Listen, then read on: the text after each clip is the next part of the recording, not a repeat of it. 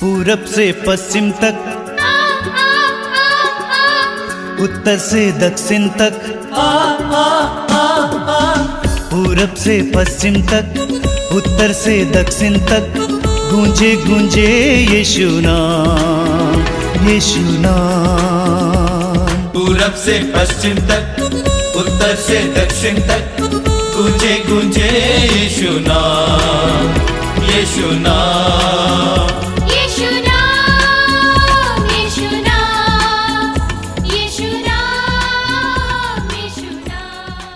सबको जय यीशु। मातृधाम सत्संग में और एक बार हम सभी आपका हार्दिक स्वागत करते हैं। प्रभु आप सभी को आशीष दे, आपको कृपाओं से भरे। इस सत्संग के द्वारा सैकड़ों हजारों लोग कृपाएं पा रहे हैं।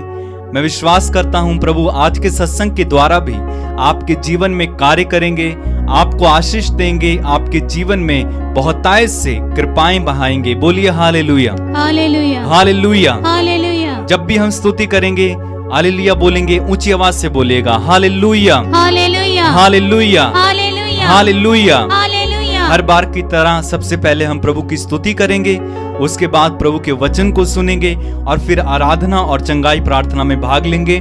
मैं आपसे निवेदन करता हूं पूरे सत्संग में भाग लीजिए और अन्य लोगों को भी जल्दी से शेयर कर देंगे ताकि दूसरे लोग भी इस प्रार्थना में जुड़ सके हमारे साथ और प्रभु की कृपाएं और आशीषें पा सकें। बोलिए हालेलुया, हालेलुया, हालेलुया, हालेलुया। यीशु की स्तुति हो, यीशु की स्तुति हो, यीशु की आराधना, यीशु की आराधना। Hallelujah, hallelujah, hallelujah. हालेलुया। हे प्रभु यीशु, हे प्रभु यीशु, इस सुंदर समय के लिए इस सुंदर समय के हम लिए आपको धन्यवाद देते हम हैं, आपको धन्यवाद आपकी देते हैं, स्तुति करते हैं, आपकी स्तुति करते आपकी हैं, आराधना करते आपकी हैं। आराधना करते तू हैं। महान है, तू महान है। हम तेरी आराधना करते हम हैं, तेरी आराधना करते तेरी हैं, महिमा करते हैं। तेरी महिमा करते हैं। Hallelujah, hallelujah, hallelujah, hallelujah, hallelujah. Hallelujah. मेरे पीछे दोहराएंगे, अपने ईश्वर का अपने ईश्वर का भजन गाना भजन गाना कितना अच्छा है, कितना अच्छा है। उसकी स्तुति करना उसकी स्तुति करना कितना सुखद है। कितना सुखद है। हालेलुया, हालेलुया, हालेलुया। हालेलुया। वह दुखियों को वो दुखियों को दिलासा देता है दिलासा देता है और उनके घाव पर और उनके घाव पर पट्टी बांधता है। पट्टी बांधता है। हालेलुया, hallelujah, hallelujah, hallelujah, hallelujah. Hallelujah. हमारा प्रभु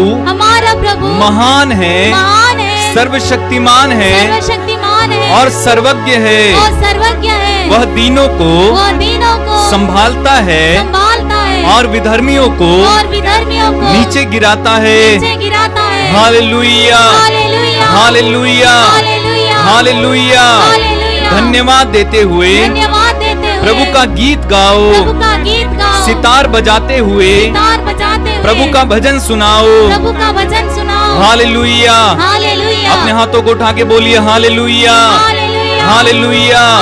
प्रभु की स्तुति हो, ईश्वर को धन्यवाद, ईश्वर को धन्यवाद, यीशु की आराधना हो, यीशु की आराधना, पिता की आराधना हो, पिता की आराधना, पवित्र आत्मा की आराधना हो। पवित्र आत्मा की आराधना हो। Hallelujah, hallelujah, hallelujah, hallelujah, hallelujah, hallelujah. Hallelujah. मेरी आत्मा मेरी आत्मा प्रभु को धन्य कहो प्रभु को धन्य कहो और उसका एक भी वरदान कभी नहीं भुलाओ। कभी नहीं भुलाओ। Hallelujah, hallelujah, hallelujah, hallelujah. हे प्रभु, हे प्रभु, इस जिंदगी को तूने मुझे दिया है, इससे मैं तेरे लिए जी सकूं, इससे मैं तेरे लिए जी सकूं, तुझ में जी सकूं, तुझ में जी सकूं, ऐसी कृपा देना। ऐसी कृपा देना। Hallelujah, hallelujah, hallelujah, hallelujah, hallelujah, hallelujah. Hallelujah. तूने दी है जिंदगी मुझे, जी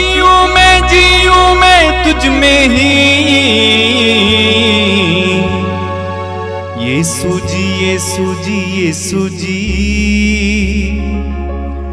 करूं मैं महिमा तेरी। कहिए यीशु जी यीशु जी यीशु जी, करूं मैं महिमा तेरी। इस सुंदर गीत को हमारे पीछे गाते जाएंगे और प्रभु की आराधना और स्तुति करेंगे।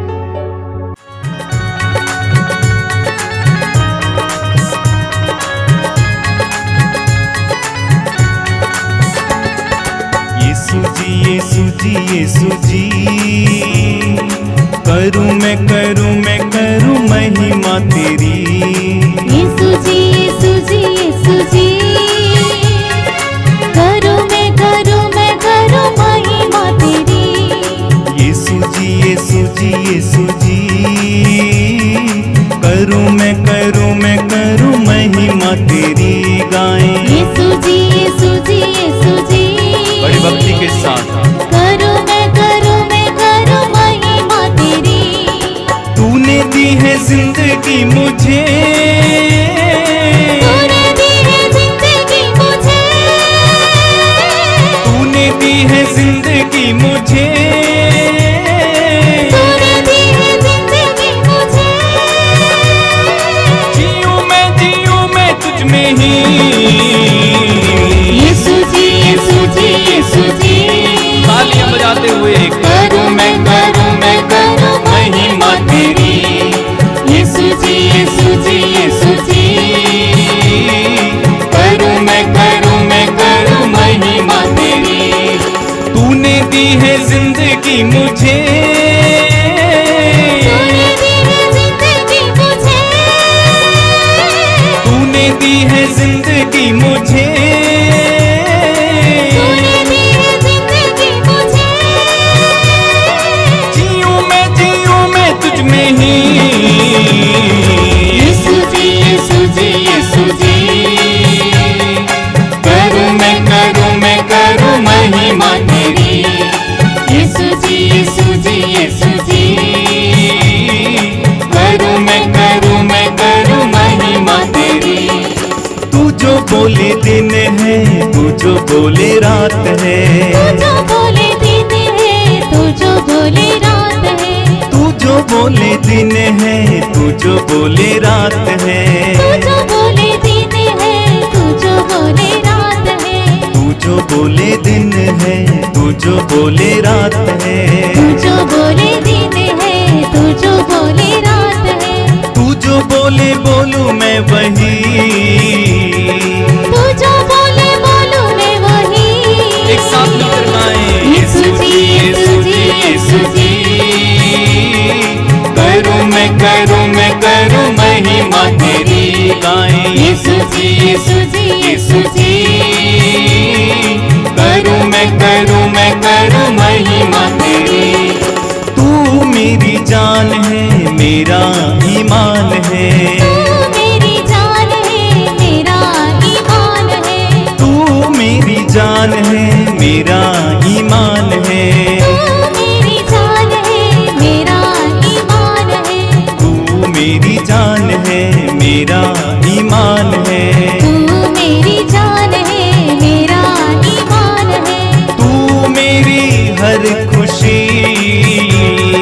तू मेरी हर खुशी। एक साथ मिलके यीशु जी यीशु जी यीशु जी, करूं मैं महिमा तेरी। यीशु जी यीशु जी यीशु जी, करूं मैं महिमा तेरी। तूने दी है जिंदगी मुझे। तूने दी है जिंदगी मुझे। जीऊं मैं तुझ में ही। यीशु जी यीशु जी यीशु जी, करूं मैं महिमा तेरी। यीशु जी यीशु जी यीशु जी, करूं मैं महिमा तेरी। काम पूरा तूने सारा किया है। काम पूरा तूने सारा किया है। काम पूरा तूने सारा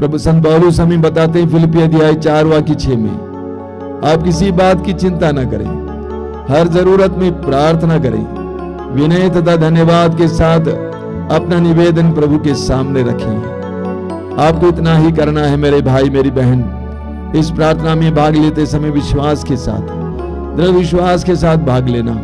पवित्र आत्मा का आह्वान कीजिए, पवित्र आत्मा से प्रार्थना कीजिए, पवित्र आत्मा मेरे हृदय में आइए, मेरे मन में आइए, मुझे आलोकित करने के लिए, मेरी बुद्धि को प्रकाशित करने के लिए, मेरे हृदय को हल्का करने के लिए, मेरे परिवार में शांति लाने के लिए आइए। पवित्र आत्मा, पवित्र आत्मा शांति का आत्मा है, पवित्र आत्मा प्रेम का आत्मा है, पवित्र आत्मा शक्ति का आत्मा है, प्रज्ञा और सत्य का आत्मा है। उस पवित्र आत्मा को आप पर, आपके परिवार पर उतरने दीजिए। समय जितने भाई बहन इस समय सत्संग में भाग ले रहे हैं उन सब पर उतरने दीजिए। अपने दोनों हाथों को खुला रखिए, आंखें बंद कीजिए, पवित्र आत्मा का आह्वान कीजिए। हमारे भाई बहन के साथ मिलकर उस गीत में एक हो जाइए और पवित्र आत्मा को आह्वान कीजिए, पुकारिए, बोलिए पवित्र आत्मा आइए मेरे जीवन में, मेरे परिवार के जीवन में, इस सभा में आइए, चमत्कार और चिन्ह प्रकट करने के लिए आइए। पवित्र आत्मा का आह्वान कीजिए इस समय।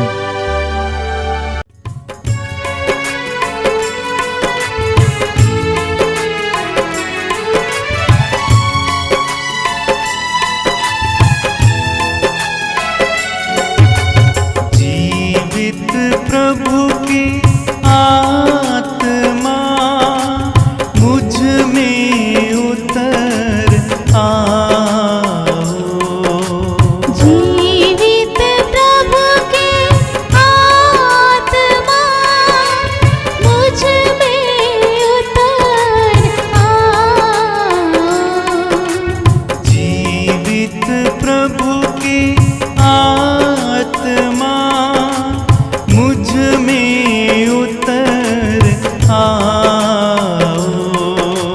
जीवित प्रभु की आत्मा मुझ में उतर आओ, मुझे तोड़ दे, गला दे, नया मुझे बना दे, मुझे तोड़ दे, गला दे, नया मुझे बना दे, जीवित प्रभु की आत्मा मुझ में उतर आओ, जीवित प्रभु की आत्मा मुझ में उतर आओ, मुझे तोड़ दे, गला दे, अपना मुझे बना ले, मुझे तोड़ दे, गला दे, अपना मुझे बना दे, जीवित प्रभु की आत्मा मुझ में उतर आओ। एक साथ मिलके, जीवित प्रभु की आत्मा मुझ में उतर आओ, जीवित प्रभु की आत्मा मुझ में उतर आओ, जीवित प्रभु की आत्मा मुझ में उतर आओ। अपनी आंखें बंद रखिए, मौन होकर प्रभु के सानिध्य का अनुभव कीजिए, प्रभु की उपस्थिति का अनुभव कीजिए। मरने के बाद तीसरे दिन मृतकों में से पुनर्जीवित यीशु हमारे लिए लिए अपने आप को अर्पित करने वाले उस महान प्रभु की उपस्थिति अनुभव कीजिए अपनी आंखें बंद रखकर। आप इस समय सर्वशक्तिमान की उपस्थिति में हैं। आप इस समय सामर्थ्यवान परमेश्वर की उपस्थिति में हैं। प्रभु यीशु ने कहा, मैं द्वार पर खड़ा होकर खटखटा रहा हूं, यदि कोई मेरी वाणी सुनकर मेरे लिए द्वार खोल देगा, मैं आकर उसके साथ भोजन करूंगा और वह मेरे साथ है। कितने बड़े सौभाग्य की बात है, कितनी महान प्रतिज्ञा है। अपने हृदय के द्वार को समय प्रभु के लिए खोलिए। अपने हृदय के द्वार को समय प्रभु के लिए खोलिए। अपने मन ही मन में प्रभु से कहिए कि आइए प्रभु, मेरे जीवन में आइए, मेरे परिवार में आइए। मुझे तेरी जरूरत है प्रभु, तेरी जरूरत है। इतने दिनों के बाद मुझे तू मिला है यीशु। मैं भटकता रहा लेकिन तूने मुझे अपनी ओर आकृष्ट किया यीशु, धन्यवाद। आज इस समय मेरे दिल में आइए। आज इस प्रार्थना के द्वारा, इस सभा के द्वारा तू मेरे परिवार में आ। मेरे जीवन के हर प्रकार की बुराई के बंधन को तोड़ने के लिए, मेरे जीवन की हर प्रकार की चिंता को मुझे मुक्त करने के लिए आइए प्रभु यीशु मेरे जीवन में। तू जक्कैबस के घर में प्रवेश की और घोषित किया, आज इस घर में मुक्ति आई है। मेरे घर में भी आना यीशु और ये घोषित करना, आज इस घर में मुक्ति आई है, मुझे चाहिए चाहिए चाहिए। मेरे परिवार को मुक्ति की आवश्यकता है, मेरे जीवन में मुक्ति की आवश्यकता है। मैं परेशान रहता हूं, बेचैन रहता हूं, सब कुछ गड़बड़ चल रहा है, कोई सही नहीं चल रहा है यीशु। तूने कहा जो मेरे पास आता मैं उसे कभी नहीं ठुकराऊंगा, जो मेरे पास आता है मैं उसे कभी नहीं ठुकराऊंगा। हाँ यीशु, मैं तेरे पास आया हूं इस विश्वास के साथ कि तू मुझे नहीं ठुकराएगा। मेरे हृदय के अंदर में जो कुछ हो रहा है तू उसको जानता है, एक एक बात को तू जानता है यीशु। मेरी आवश्यकताओं को तू जानता है यीशु। आइए मेरे जीवन में, आइए प्रभु मेरे जीवन में। तेरी आराधना, तेरी स्तुति, तेरी महिमा हो। तेरी आराधना, तेरी स्तुति, महिमा, तेरी आराधना हो। आइए यीशु, आइए मेरे जीवन में, आइए मेरी परिस्थितियों में, आइए।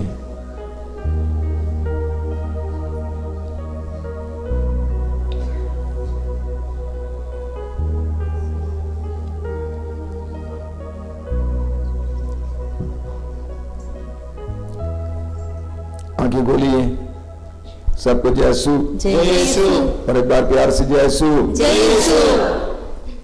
मैं प्रभु को धन्यवाद देता हूं कि इस 40 के पहले क्रूस यात्रा में इतनी अच्छी संख्या में भाई बहन आए हुए हैं। प्रभु ने आपको नाम लेकर बुलाया है, प्रभु ने आपको नाम लेकर पुकारा है। मैं प्रभु को धन्यवाद देता हूं कि आप भूले नहीं हैं। एक साल करीब बीत गया कि हम सभी लोग एक साथ मिले, आप भूले नहीं हैं। यह प्रभु की कृपा है। बराबर पवित्र आत्मा हमें याद दिलाते रहता है। धन्यवाद दीजिए, धन्यवाद दीजिए। मैं जानता हूं कि आप में से बहुत से लोग बहुत दूर से आए हैं और कई लोग पास से भी आए हैं। हम में से बहुत सारे लोग हर शुक्रवार को उपवास रखते हैं और आप में से कुछ लोग 40 दिन उपवास रख रहे होंगे, 47 दिन उपवास रख रहे होंगे। उपवास का बहुत बड़ा महत्व है। मार्कुस के सुसमाचार के अध्याय 9 में हम पढ़ते हैं कि प्रभु यीशु के शिष्यों के पास कुछ लोगों ने एक अवधूतग्रस्त व्यक्ति को ले आया और शिष्य उसको हटा नहीं पाए, तो अंत में उसका पिता उसको यीशु के पास ले आया और कहा कि मैं आपके शिष्यों के पास लेके आया था, लेकिन वे कुछ नहीं कर सके, आप कुछ कर सके तो कुछ करें। तो प्रभु ने उससे कहा कि क्या कहा आपने, आप कुछ कर सके? विश्वास करने वालों के लिए सब कुछ संभव है। और प्रभु ने उसको अवधूत से छुटकारा दिया। शिष्यों को बहुत बुरा लगा घर पहुंचने पर शिष्यों ने प्रभु से पूछा, प्रभु हम लोग क्यों नहीं निकाल पाए? तो प्रभु ने कहा, इस जाति के अवधूत बिना उपवास और प्रार्थना के नहीं निकाला जा सकता है। उपवास और प्रार्थना के सिवाय दूसरा कोई उपाय नहीं है कि इस तरह के लोग हटाए जाएं। तो उपवास का बहुत बड़ा महत्व है। अब निर्गमन ग्रंथ में पढ़ते हैं मूसा के बारे में, उसके अध्याय 34 वाक्य 28 और 29 में मूसा ने 40 दिन और 40 रात सीनाई पर्वत पर बिना खाए पिए बिताया। 40 दिन और 40 रात।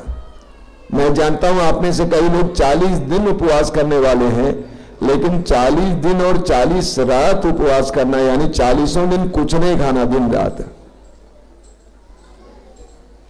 और मूसा बहुत थक गया था, लेकिन अगले वचन में लिखा हुआ है 28 में लिखा हुआ कि मूसा ने 40 दिन और 40 रात उपवास और प्रार्थना में बिताया। अब 29 में क्या लिखा हुआ? 29 में लिखा हुआ है, जब मूसा पहाड़ पर से नीचे उतर आ रहा था, उसे नहीं मालूम था कि ईश्वर से बातचीत करने के कारण उसका चेहरा चमक रहा था। 40 दिन और 40 रात उपवास किया, उसका शरीर थक गया, लेकिन उसका चेहरा चमक रहा था। इसी तरह प्रभु यीशु के बारे में पढ़ेंगे लूकास के सुसमाचार के अध्याय 4 में।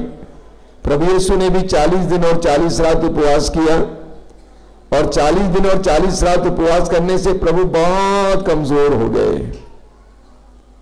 लेकिन उसी अध्याय के लूकास अध्याय 4 वाक्य 14 में हम पढ़ेंगे, उसी अध्याय के वाक्य 14 में कि प्रभु यीशु पवित्र आत्मा के सामर्थ्य से भर गए और गलीलिया पहुंच गए, वहां से अपना कार्य शुरू किए। तो एक तरफ शरीर दुर्बल हो जाता है, दूसरी तरफ आत्मा तगड़ा हो जाती है। तो ये 40 हमारे लिए शरीर को तपाने और आत्मा को चमकाने का समय है। आत्मा को चमकाने के लिए कभी कभी शरीर तो तपाना पड़ता है। जब शरीर बहुत ज्यादा चमकता है, इसका मतलब आत्मा उतना चमकता नहीं है। तो ये 40 हमारे लिए शरीर को कुछ कुछ तपाना और आत्मा को चमकाने का समय है।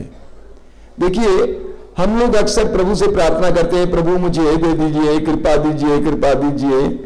अब प्रभु भी सोचते होंगे, भाई इनको क्या दें, अब क्या दे, क्या रहा है।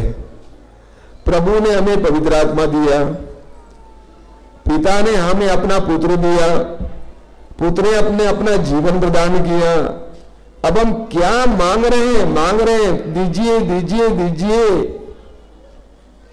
प्रभु ने जो देना था दे दिया, अब हमें उसको आत्मगत करना है, आत्मसात करना है, अपनाना है। बस प्रभु को जो देना था दे दिए, अब हमें अपनाना है। अभी कुछ देर पहले स्वामी जी आपको उड़ाओ पुत्र का दृष्टांत बता रहे थे, बहुत सुंदर उदाहरण है। धनी बाप का दूसरा बेटा अपनी संपत्ति को परदेश में उड़ा देता है, लेकिन वो होश में आ जाता है, क्योंकि वो दाने दाने के लिए मोहताज हो जाता है, भूखा तो होता है। तब वो निर्णय लेता है कि मैं अपने पिता के भवन की ओर जाऊंगा, और वो पिता के भवन की ओर पैरों को घसीट रहा है। और उस दृष्टांत में प्रभु यीशु कहते हैं, पिता ने पुत्र को दूर से देखा,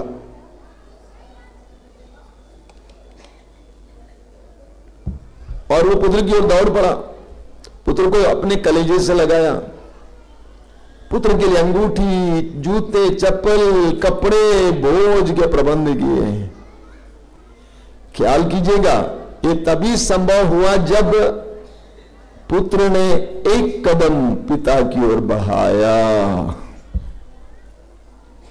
भूलिएगा मत, मांगते रहने से होता नहीं है। कई लोग मेरे पास आते हैं, समस्या बताते हैं, मैं बोलता हूं 5 दिन के लिए दर्शन भवन आ जाओ, प्रभु के सामने बैठ जाओ। 5 दिन के बाद खिलकर मुस्कुराते हुए वापस जाते हैं। प्रभु के पास सब कुछ है, लेकिन पहल करना हमारा काम है। अगर उड़ाऊ पुत्र अपने पिता के भवन की ओर एक कदम नहीं बढ़ाया होता तो पिता के प्यार वात्सल्य का अनुभव वो कतई नहीं कर पाता। उसी तरह कुछ देर पहले जक्केउस के बारे में बताया गया था। जक्केउस पापी माना जाता था, चुंगी लेने वाला, लोग उससे घृणा करते थे, नाटा था। यीशु को देखने के लिए एक पेड़ की डाली पर बैठ जाता है। तब यीशु वहां पे आते हैं और कहते हैं, मैं तुम्हारे यहां जाऊंगा, मुझे तुम्हारे यहां ठहरना है। जक्केउस के घर जाता है और वहां पर जक्केउस का मन परिवर्तन होता है और जक्केउस का मन परिवर्तन होता है और जक्केउस परिवर्तित हो जाता है। उसके बाद प्रभु यीशु घोषित करते हैं, आज इस घर में मुक्ति आई है। लेकिन इसके लिए भूलना नहीं, उसके लिए जक्केउस को पहल करना पड़ा। सब लोग कान खोलकर सुनना इस बात को। मुझे बहुत बुरा लगता है जब कई लोग मांगते रहते हैं, लेकिन पहल करने के लिए तैयार नहीं है। अगर जक्केउस यीशु को देखने के लिए उस पेड़ की डाली पर नहीं बैठा होता तो यीशु जक्केउस के घर नहीं जाते। जक्केउस ने यीशु को पाने के लिए पहल किया, एक कदम बढ़ाया, इसलिए यीशु ने उसको अपनी उपस्थिति प्रदान की, उसके घर पे मुक्ति लाया। इस सत्य को जानना चाहिए। याकूब का पत्र अध्याय 4 उसके वाक्य 8 में लिखा हुआ है। याकूब का पत्र अध्याय 4 वाक्य 8 में, ईश्वर के पास जाएं और वो आपके पास आएगा।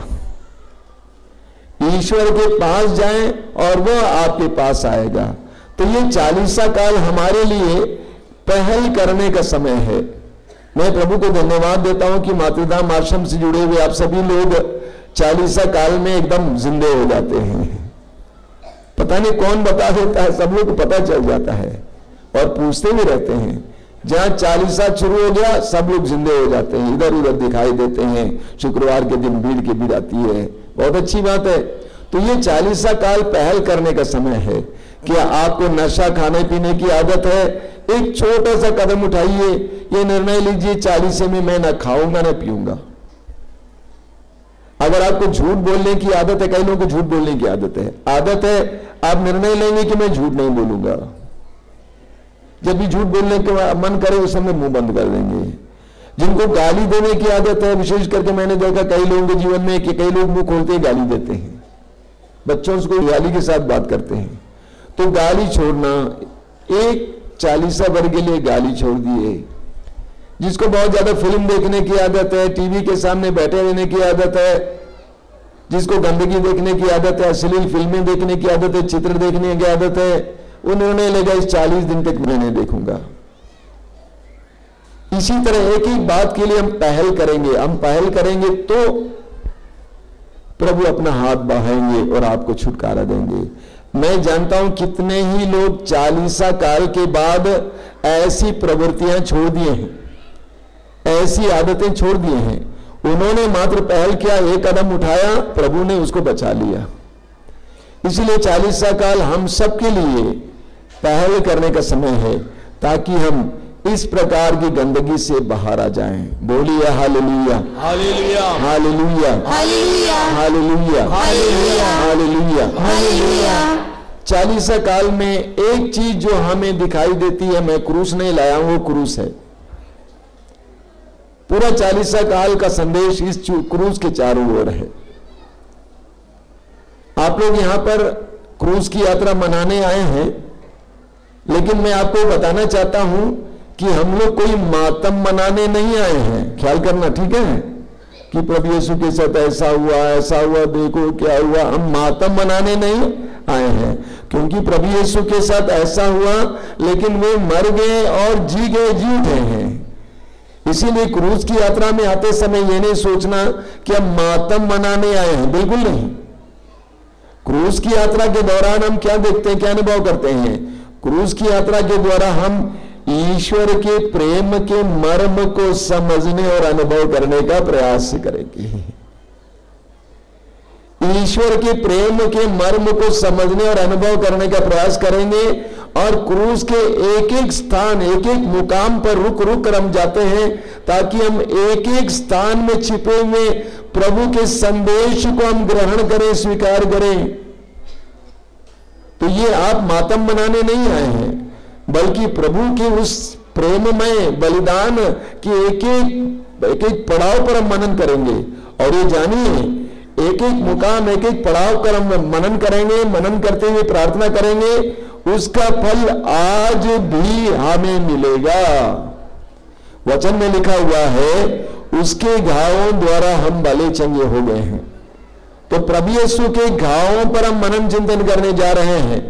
इसीलिए क्रूस की यात्रा के दौरान, फिर मैं बताता हूं, हम मातम नहीं मनाते, शोक नहीं मनाते, बल्कि हमारे प्रति प्रभु के प्रेम को जानने के लिए कोशिश करते हैं, अनुभव करने के लिए कोशिश करते हैं, और इसके जरिए प्रभु की कृपाएं प्राप्त करते हैं, चंगाई प्राप्त करते हैं, बंधनों से आजादी प्राप्त करते हैं। बोलिए हालेलुया, hallelujah, hallelujah, hallelujah, hallelujah, hallelujah, hallelujah, hallelujah, hallelujah. Hallelujah. मेरे सवाल आपसे है, मान लीजिए मैं आपको क्रूस दिखाऊंगा, क्रूस देखते ही पहला संदेश क्या मिलता है? क्रूस को देखते ही आपको पहला संदेश क्या मिलता है?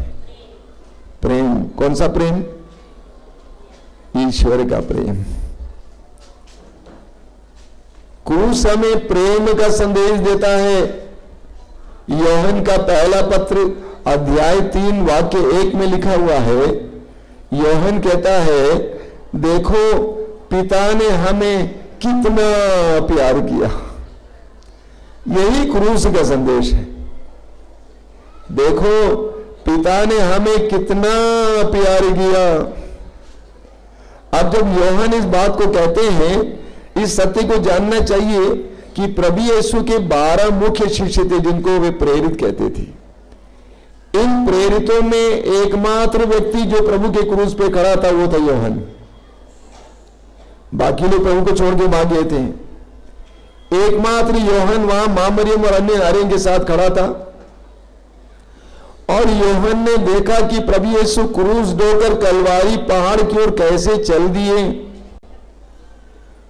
उनके साथ क्या व्यवहार हुआ, क्रूस पर यीशु कैसे तड़प तड़प कर मरे, उनके मुंह से क्या क्या शब्द निकले, इन सारी घटनाओं को यूहन्ना ने, अकेले यूहन्ना ने, अन्य शिष्यों ने नहीं देखा, अकेले यूहन्ना ने ये सब देखा। उसके बाद यूहन्ना कहता है, देखो पिता ने हमें कितना प्रेम किया। यही कारण है, बड़े मजे की बात है, यूहन्ना अपने सुसमाचार में और अपने पत्रों में भी प्रेम प्रेम प्रेम प्रेम के बारे में बोलते हैं, क्योंकि यूहन्ना ने ईश्वर के प्रेम के मर्म को देखा। यूहन्ना ने ईश्वर के प्रेम के मर्म को देखा। यूहन्ना का सुसमाचार अध्याय 3 वाक्य 16, वहां पर हम बार बार पढ़ते हैं, ईश्वर ने संसार से इतना प्यार किया कि उसने उसके लिए अपने इकलौते पुत्र को अर्पित किया, जिससे जो भी उसमें विश्वास करे उसका सर्वनाश न हो, बल्कि उसे अनंत जीवन मिले। धन्यवाद। ईश्वर ने संसार से इतना प्यार किया कि उसने अपने इकलौते पुत्र को अर्पित किया, जिससे जो भी इसमें विश्वास करें उसका सर्वनाश न हो, बल्कि उसे अनंत जीवन मिले। यूहन्ना का पहला पत्र अध्याय 4 उसके वाक्य 10 में संत यूहन्ना कहते हैं, उसको मैं यहां से पढ़ना चाहता हूं। यूहन्ना का पहला पत्र अध्याय 4 वाक्य 10, वहां क्या लिखा हुआ है? ईश्वर के प्रेम की पहचान इसमें है कि पहले हमने ईश्वर को नहीं, बल्कि ईश्वर ने हमको प्यार किया और हमारे पापों के प्रायश्चित के लिए अपने पुत्र को भेजा। हमने ईश्वर को प्यार नहीं किया, बल्कि ईश्वर ने अपने पुत्र को इस संसार में भेजा, जिससे हम हमारे पापों का प्रायश्चित हो जाए। बोलिए हालेलुया, hallelujah, hallelujah, hallelujah, hallelujah, hallelujah, hallelujah, hallelujah, hallelujah, hallelujah, hallelujah. Hallelujah. शायद आपने देखा होगा, एक तस्वीर है, यहां आश्रम में भी है, मैंने देखा, एक क्रूस की तस्वीर है, और क्रूस है खाली क्रूस, और क्रूस के ऊपर एक कपड़ा टंगा हुआ है। उसके नीचे लिखा हुआ है कि हे प्रभु, लिखा हुआ मैंने पूछा हे प्रभु तूने मुझे कितना प्यार किया। उसने कहा इतना, और अपना हाथ फैलाकर मेरे लिए अपने आप को अर्पित किया। मैंने पूछा प्रभु तू मुझे कितना प्यार करता है, उसने कहा इतना, और अपने दोनों हाथ फैलाकर मेरे लिए अपने आप को कुर्बान किया। यही ईश्वर का प्रेम है, यही ईश्वर का प्रेम है। यूहन्ना का सुसमाचार अध्याय 15 वाक्य 13, यूहन्ना का सुसमाचार अध्याय 15 वाक्य 13 में प्रभु यीशु कहते हैं इससे बड़ा कोई प्रेम नहीं है, इससे बड़ा कोई प्रेम नहीं है कि एक मित्र अपने मित्रों के लिए अपने प्राण अर्पित कर दें। मेरे पीछे दोहराइए हालेलुया, हालेलुया, हालेलुया, हालेलुया। प्रभु यीशु कहते हैं, प्रभु यीशु कहते हैं इससे बड़ा कोई प्रेम नहीं है, इससे बड़ा कोई प्रेम नहीं है एक मित्र अपने मित्रों के लिए कि एक मित्र अपने मित्रों के लिए अपने प्राण अर्पित कर दे। अपने प्राण अर्पित कर दे। Hallelujah, hallelujah. प्रभु यीशु कहते हैं इससे बड़ा कोई प्रेम नहीं है कि एक मित्र अपने मित्रों के लिए अपने प्राण अर्पित कर दें। अब देखिए पौलुस क्या कहते हैं, ध्यान से सुनना।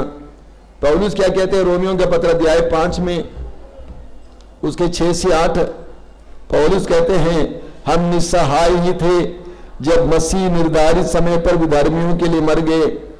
धार्मिक मनुष्य के लिए शायद ही कोई अपने प्राण अर्पित करे, फिर भी हो सकता है कि भले मनुष्य के लिए कोई मरने को तैयार हो जाए, किंतु हम पापी ही थे जब मसीह हमारे लिए मर गए। इससे ईश्वर ने हमारे प्रति अपने प्रेम का प्रमाण दिया है। बोलिए हालेलुया, हालेलुया, हालेलुया। हालेलुया। पौलुस क्या कहते हैं, पौलुस कहते हैं ये संभव है कि किसी धर्मी इंसान के लिए कोई मरे, लेकिन यीशु उस समय हमारे लिए मरे जब हम पापी ही थे। यीशु उस समय हमारे लिए मरे जब हम पापी ही थे। अधर्मियों के लिए यीशु ने अपने आप को अर्पित किया। हम अधर्मियों के लिए यीशु ने अपने आप को अर्पित किया। देखिए कितनी बड़ी बात है। इसायाह नबी के ग्रंथ के अध्याय 53 में उसके वाक्य 4 और 5 में वचन में लिखा हुआ है वो हमारे रोगों को अपने ऊपर ले लिया, वो हमारे रोगों को अपने ऊपर ले लिया, वो हमारे दुखों से लदा हुआ था। उसने जो दंड भोगा उसके द्वारा हमें शांति मिली है। सब लोग ध्यान से सुनना, एक जबरदस्त वचन है। वचन में लिखा हुआ है इसायाह अध्याय 53 वाक्य 4 और 5 में क्या लिखा हुआ है, वो हमारे रोगों को अपने ऊपर लेता था। बोलिए इस दुनिया में कौन है जो आपके रोगों को अपने ऊपर लेगा? वो हमारे दुखों से लदा हुआ था। यीशु हमारे दुखों से लदा हुआ था। 2000 वर्ष पहले प्रभु यीशु ने जो बोझ महसूस किया, जो दुख महसूस किया, हमारे दुखों को अपने ऊपर लिया। जो दंड उसे मिला उसके द्वारा हमें मुक्ति मिली है। यीशु के दंड के द्वारा हमें मुक्ति मिली है। पेतरुस का पहला पत्र अध्याय 2 वाक्य 24 में लिखा हुआ है। पेतरुस का पहला पत्र अध्याय 2 वाक्य 24 में पेतरुस कहते हैं यीशु ने हमारे पापों को अपने ऊपर ले लिया क्रूस पर, काट पर। यीशु ने हमारे पापों को क्रूस के काट पर अपने ऊपर ले लिया। वास्तव में जो क्रूस पर लटका हुआ है वो यीशु ने, मैं हूं। मेरे बदले यीशु लटके हुए हैं। मुझे वहां पे होना चाहिए था, लेकिन मेरी स्थिति को अपनाते हुए इसने मेरे लिए क्रूस को अपनाया। कुरिन्थियों का दूसरा पत्र अध्याय 5 वाक्य 21 में लिखा हुआ है।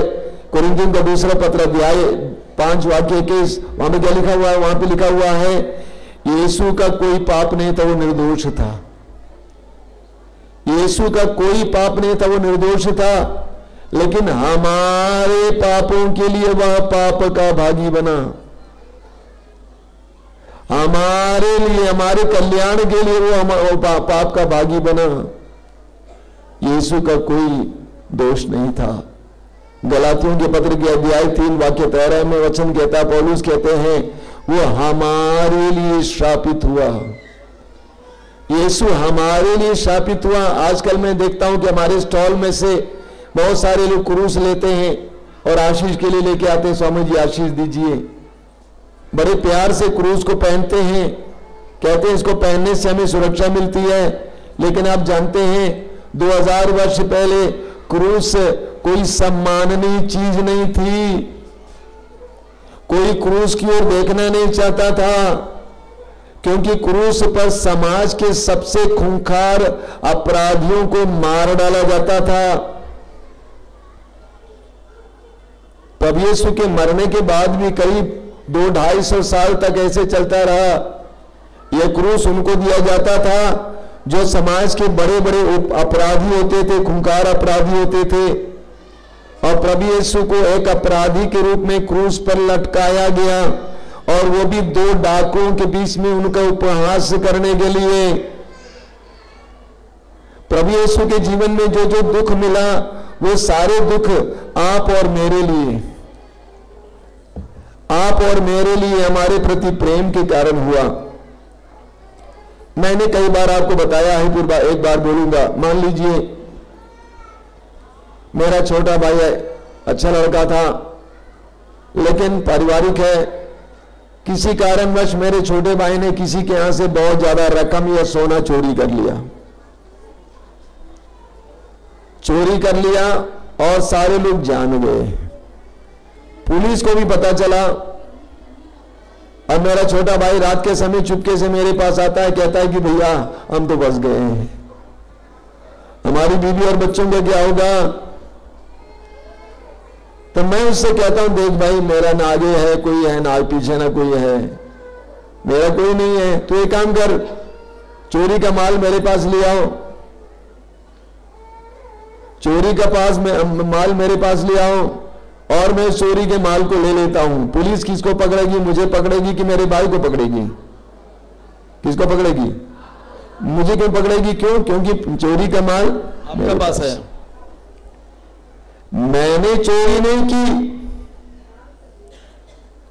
मैंने चोरी नहीं की, लेकिन इसलिए कि मैं अपने भाई को प्यार करता हूं, मैं नहीं चाहता हूं कि मेरा भाई किसी तरह से दुख झेले। उसका एक परिवार है, बच्चे हैं, इसलिए मैंने सोचा मैं ही झेल लेता हूं।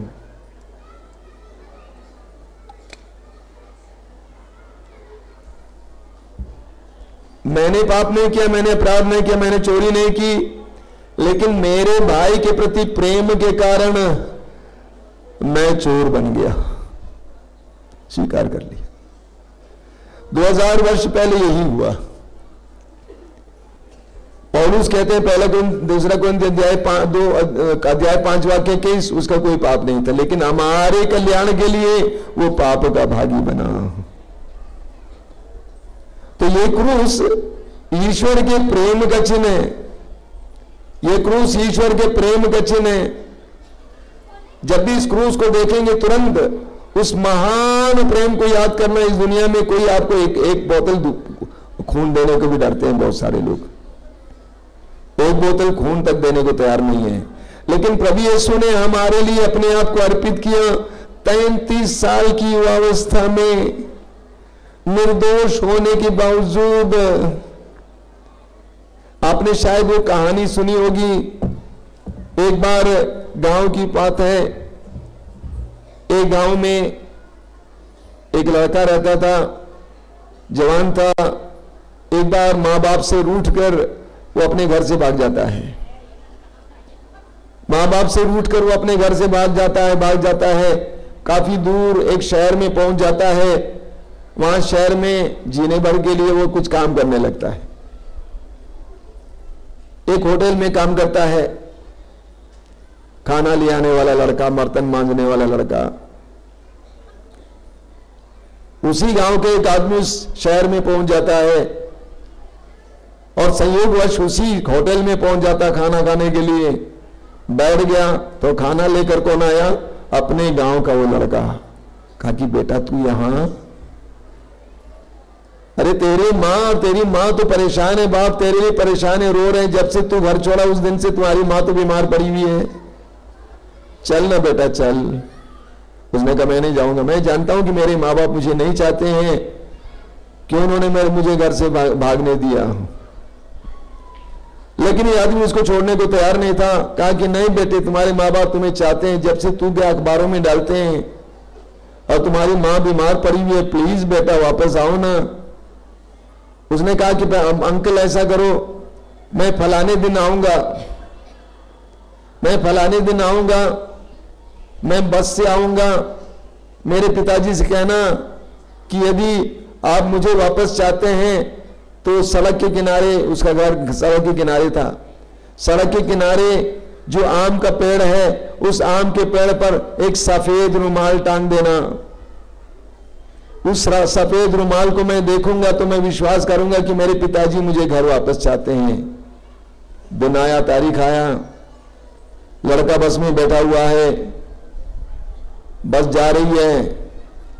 दुर्भाग्यवश तब तक घर के सामने इधर उधर मकान आ गया, लड़का पहचान नहीं पाया। अगले चौराहे तक पहुंच गया तो सोचता है कि अरे घर तो पीछे छूट गया। उसने बगल में बैठे एक अंकल से पूछा, अंकल जी बताइए ना, कुछ देर पहले आपने ऐसा मकान देखा? कहा कि हाँ बेटा। अंकल जी बताइए ना, उस मकान के सामने एक आम का पेड़ आपने देखा? हाँ बेटा। क्या उस आम के पेड़ पर एक सफेद रुमाल देखा? उसने कहा बेटा एक नहीं, पूरे आम का पेड़ सफेद रुमालों से लदा हुआ था। एक नहीं, पूरे आम का पेड़ सफेद रुमालों से लदा हुआ था।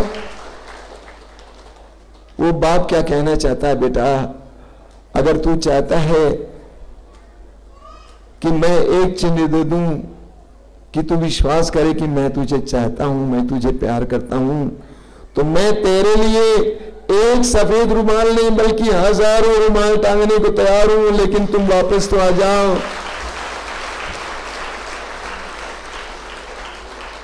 यही है। प्रभु कहते हैं कि तू विश्वास नहीं करता ना कि मैं प्यार हूं, तू विश्वास नहीं करता कि मैं तुझे प्यार करता हूं। अगर तू विश्वास नहीं करता है तो देख कलवारी पहाड़ की ओर, उस क्रूस की ओर देख, मैंने वहां पे क्या करके दिखाया। बोल इस दुनिया में कोई इंसान ऐसा है जो इस तरह तेरे लिए करके दिखाएगा? क्रूस की ओर देख,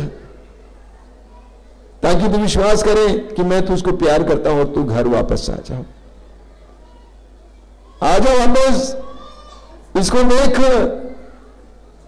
आई लव यू, मैं तुमको प्यार करता हूं, इसीलिए मैंने कोई नाटक नहीं है, ये सच्चाई है। ये ईश्वर का सबसे बड़ा प्रेम का चिन्ह है। ये ईश्वर का सबसे बड़ा प्रेम का चिन्ह है। इस दुनिया की सबसे बड़ी प्रेम कहानी दुख में लिखी गई। इस दुनिया की सबसे बड़ी प्रेम कहानी दुख में लिखी गई, और अगर इस कहानी को समझना है तो दुख को सहना होगा। जो दुख का मर्म नहीं जानता है वो इस प्रेम को नहीं समझ पाएगा।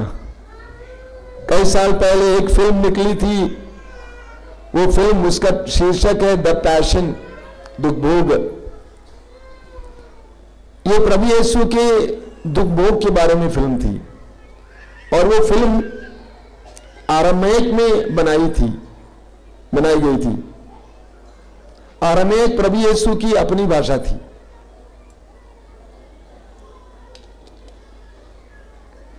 जैसे हमारे यहां होता है ना, घर पे कौन सी भाषा बोलते हैं? हिंदी बोलते हैं कि भोजपुरी बोलते हैं? सच बताओ, भोजपुरी बोलते हैं ना? हिंदी बहुत कम लोग बोलते हैं, झूठ बोल रही हो। घर पे अधिकतर लोग भोजपुरी बोलते हैं, दुकानों में भोजपुरी बोलते हैं, आपस में भोजपुरी बोलते हैं। हाँ, जहां पे सभी लोग आते हैं वहां पर हिंदी बोलने लगते हैं। उसी तरह प्रभु यीशु के जमाने में आपसी जो बातचीत होती थी वो आरामेक में होती थी, और प्रभु यीशु ने भी शिक्षा आरामेक में दी है।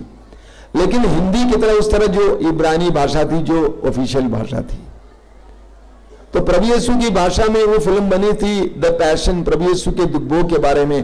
पूरा दुख भोग, खून खून खून। जब विदेशों में उसका विमोचन हुआ विशेष करके धनी राष्ट्रों में, देशों में लोगों ने कहा क्या फिल्म है, सिर्फ खून खून खून। लेकिन हमारे जैसे देशों में जब वो फिल्म आई तो लोगों ने उसको समझ लिया। आप जानते हैं, आप सोचते हैं, कभी सोचे हैं इस मातृधाम आश्रम में 40 में इतने ज्यादा लोग क्यों आते हैं? उसके लिए कारण है, प्रभु यीशु के दुखों के बारे में मनन चिंतन करने के लिए क्यों इतने सारे लोग आते हैं? क्योंकि हमारे जीवन में भी दुख है। जिस समय आपके अंदर से दुख मिट जाएगा, आप टाट से सांसारिक जीवन जीने लगेंगे तो बोलेंगे हाँ क्या जरूरत है भाई क्रूस यात्रा वगैरह। हमारे अंदर भी दुख है, हम लोग दुख का मर्म जानते हैं, इसलिए प्रभु के प्रेम का मर्म हम लोग जान पाते हैं। तो इसके लिए तालियां बजाइए। हालेलुया।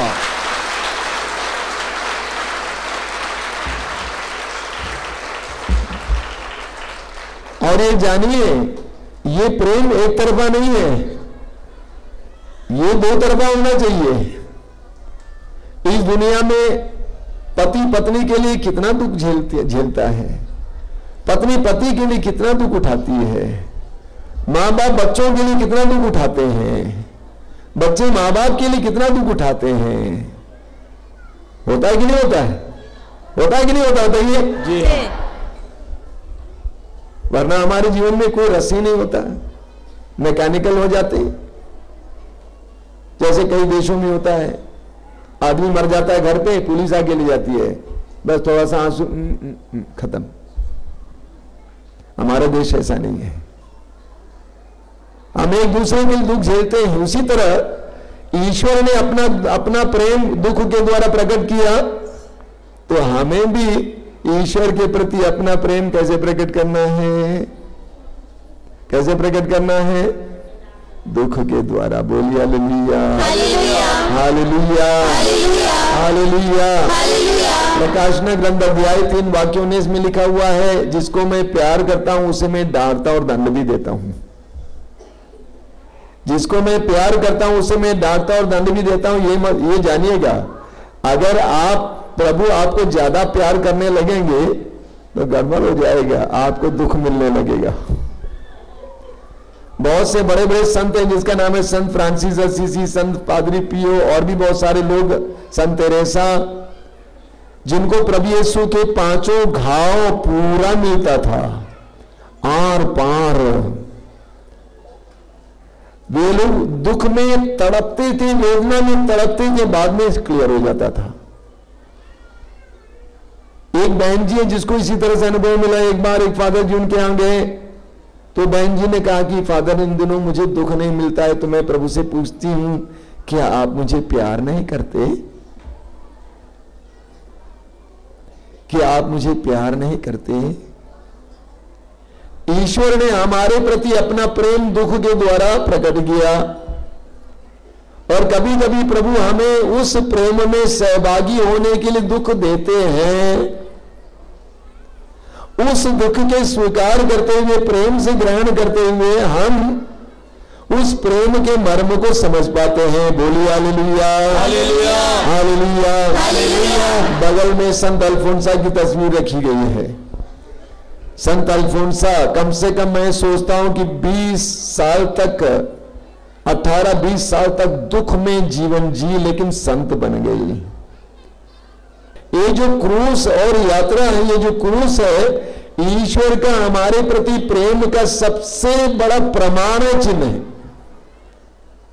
बोलिए हालेलुया, हालेलुया। उसी तरह ईश्वर ने हमसे प्रेम किया, और ईश्वर के प्रेम का मर्म हम तभी समझ पाएंगे जब हम जीवन के दुखों को प्रेम का चिन्ह समझकर ग्रहण करेंगे, और उसके लिए प्रभु को धन्यवाद देंगे। Hallelujah, hallelujah, hallelujah, hallelujah, hallelujah, hallelujah, hallelujah, hallelujah, hallelujah. अपने दोनों हाथों को खुला रखिए, आंखें बंद रखिए। धन्यवाद जिन पलों के लिए। आंखें बंद रखिए, दोनों हाथों को खुला रखिए। धन्यवाद जिन पलों के लिए। इस पहले क्रूस की यात्रा में प्रभु ने हमें अपने पवित्र वचन के द्वारा समझाया है। देख, मैंने तुमको कितना प्रेम किया, मैंने अपने आप को तेरे लिए समर्पित किया, अर्पित किया।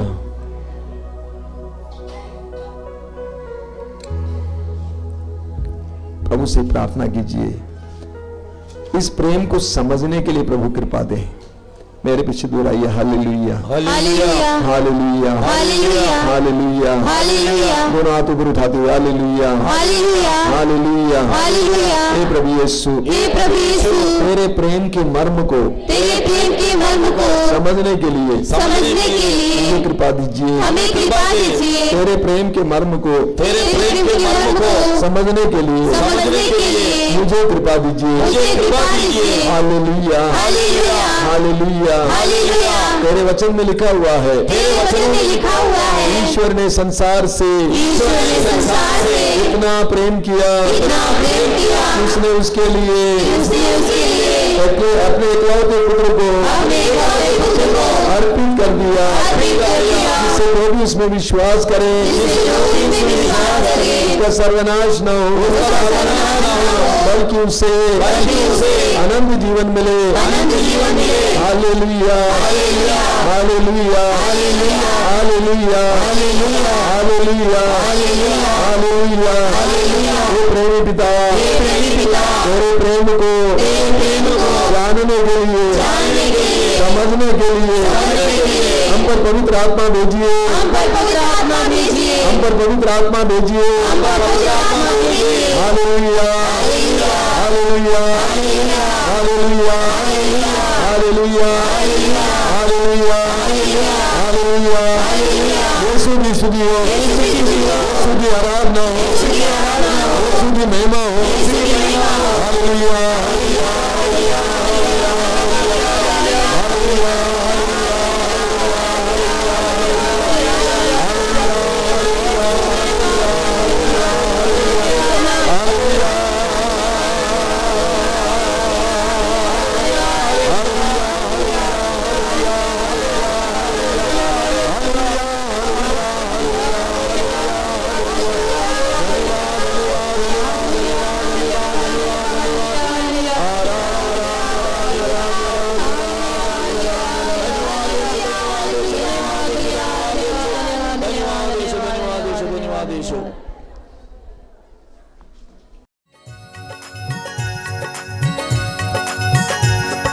राजाओं का राजा यीशु हालेलुया, प्रभुओं का प्रभु यीशु हालेलुया।